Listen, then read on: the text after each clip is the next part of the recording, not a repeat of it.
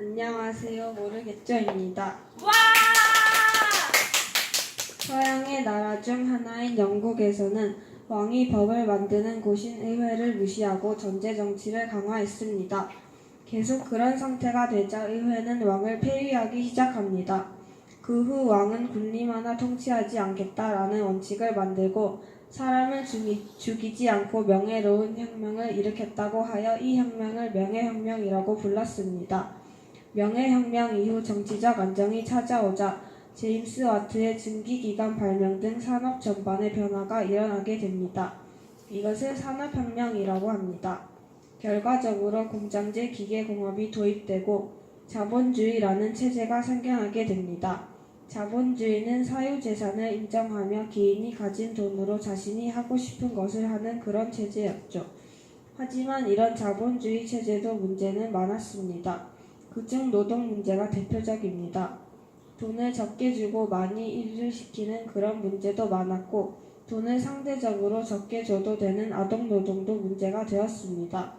이런 자본주의의 문제점을 지적하며 사유재산제도를 부정하고 개인의 의견보다는 사회 전체의 이익을 더욱 중요시하는 사회주의가 나오게 되었죠. 이런 사회주의를 주장한 사람이 바로 마르크스라는 사람이었습니다. 마르크스는 사회적 소유제를 주장했다고 하네요. 이번엔 프랑스인데요. 프랑스에는 국왕이 평민들의 세금을 올리려고 산부회를 소집합니다. 하지만 더 이상 당할 수만은 없다라고 생각한 사람들이 모여 바스티유 감옥을 습격하며 프랑스 대혁명의 발판이 됩니다. 여기서 평민이 결성한 국민의회가 인간과 시민의 권리선언, 즉 인권선언을 발표하게 되죠.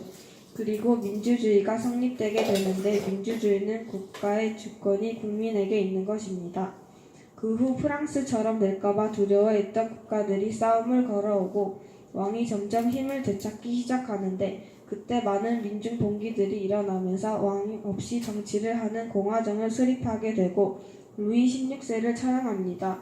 그 뒤로 로베스피에르라는 사람이 공포정치를 실행하고 총재정부를 수립합니다. 그때 프랑스의 영웅이라고도 불리던 나폴레옹이 반란을 일으켜 황제로 즉위하게 됩니다. 그 뒤 많은 나라를 정복하며 나아가던 중 러시아에서 실패를 했지만 자유주의, 민족주의가 유럽 각국에 전파되게 됩니다. 여기서 잠깐, 자유주의는 개인의 자유와 자유로운 인격 표현을 중시하는 사상이고 민족주의는 민족의 기반을 둔 국가를 형성을 지상 목표로 하고 이것을 창건, 유지, 확대하려고 하는 민족의 정신 상태를 말합니다. 본 내용으로 와서 빈체제가 성립되지만 프랑스 혁명으로 인해서 자유주의와 민족주의가 유럽을 강타하게 됩니다. 그리고 독일은 비스마르크가 철혈정책을 사용했다고 하네요. 미국은 세금을 많이 걷었고 그로 인해서 혁명이 일어났는데요. 보스턴 차 사건이 발판이 되어 워싱턴 때는 미국 독립선언서를 발표했습니다. 그 후 다른 나라의 지원과 함께 영국과 한 전쟁에서 승리하게 되고 최초의 근대적 민주공화국이 되죠. 제국주의가 나타나게 됩니다. 제국주의가 무엇이냐? 제국주의란 강한 군사력과 경제력으로 다른 나라나 민족을 정벌해서 식민지로 삼는 침략주의적 정책입니다. 자본주의가 발달하고 이에 따라서 남는 자본을 투자할 식민지가 필요하게 되었고 따라 제국주의가 실현되게 된 것이죠. 다른 나라를 식민지로 삼는 제국주의를 정당화하기 위해서 두 가지 근거를 제시합니다. 첫째, 사회 진화론, 약육 강식을 인간 사회에 적용한 것이죠. 힘센 나라가 약한 나라를 지배하는 건 당연하다고 생각하는 것입니다. 두 번째, 문명화. 자기들이 침략을 하기 싫은데 침략당하는 사람들의 발전을 위해 침략한다라는 이상한 논리를 펼치며 제국주의를 정당화합니다. 다음으로는 중국입니다. 제국주의로 떠들썩할 때 중국은 영국과 교류를 많이 했는데요.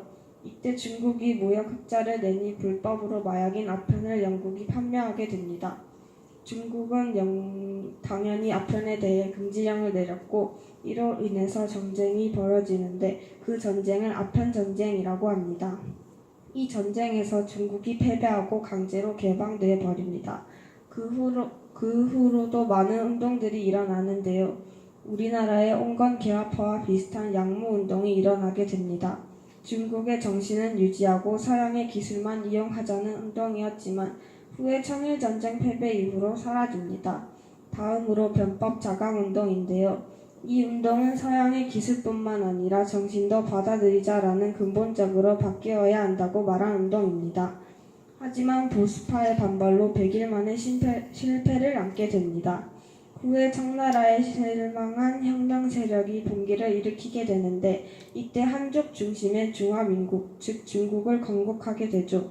이 혁명을 신의 혁명이라고 부른답니다.